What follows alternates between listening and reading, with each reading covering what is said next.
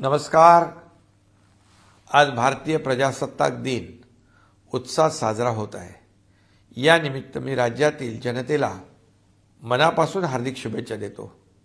Chhatrapati Shivaji Maharaj, Mahatma Jyotirao Phule, क्रांतिज्योती Savitribai Phule, Rajshri Chhatrapati Shahu Maharaj, Bharat Ratna doctor Babasaheb Ambedkar यांना देखील मी विनम्र अभिवादन करतो।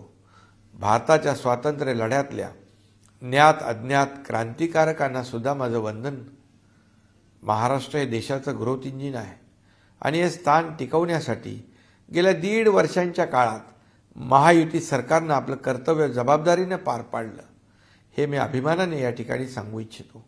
सामाजिक, आर्थिक, औद्योगिक, सांस्कृतिक, क्रीडा या सर्वच आघाड्यांवर महाराष्ट्रानं आपली छाप टाकण्यास सुरुवात केली आहे।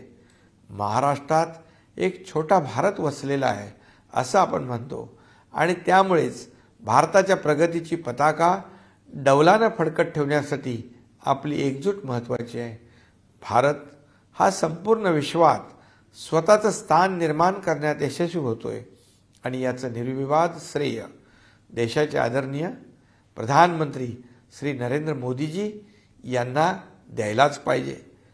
गेल्या 9 वर्षात देशाने आपली मोहर जगावर उमटवली आहे। नुकतीच अयोध्येत श्री राम मंदिरात रामलल्लांची प्राणप्रतिष्ठा झाली। हे मंदिर उद्याच्या नव्या भारताचं प्रगतीचं प्रतीक बनणार आहे असं प्रधानमंत्री म्हणालेत। महाराष्ट्र देखील या प्रगतीत आपलं बहुमूल्य योगदान दिल्याशिवाय राहणार नाही, हे मी या प्रसंगी ठामपणे सांगू इच्छितो। महाराष्ट्रात विकासाचं एक नवं पर्व आलंय। कृषी, शिक्षण, आरोग्य, उद्योग, पायाभूत सुविधा यामध्ये आपण मोठी झेप घेत आहोत। आपल्या समृद्ध साधन सामुग्री आणि पर्यावरणाला सुद्धा आपल्याला जपायचं आहे।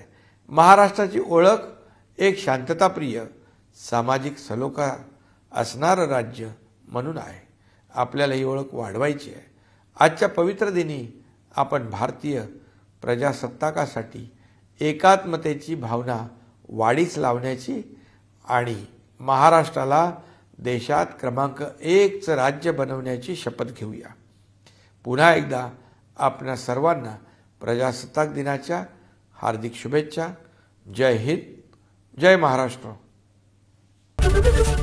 एबीपी माझा, उघडा डोळे बघा नीट।